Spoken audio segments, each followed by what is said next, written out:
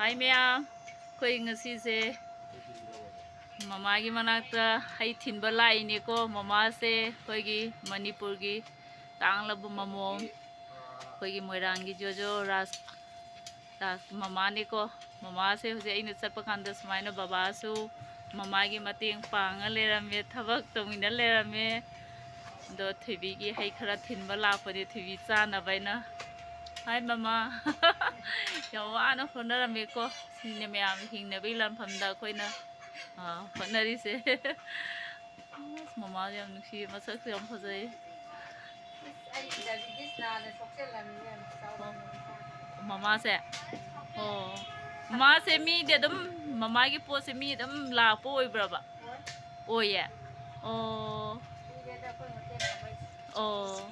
Asi corona da mama mama bane ba oh corona gi tan ko de tan baba ga ai de ngai de oh sorong pan da pham ngam da singu ma chu pang nam kai de tang yo la me oh sorong pan de namak tra ai ga de sina oh nei oi ma do mama su idong na samidana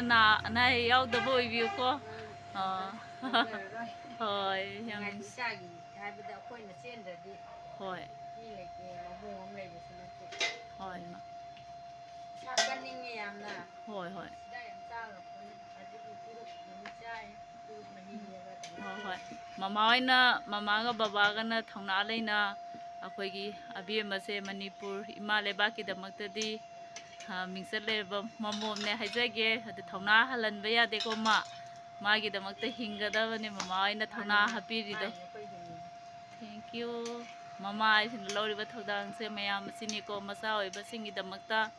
do masa oiba singsu ima ipa na kya mo yamna wana masa oiba singbu phaningai do khara wakhan ta da sing yaurga se taminase ko mayam thamjarage.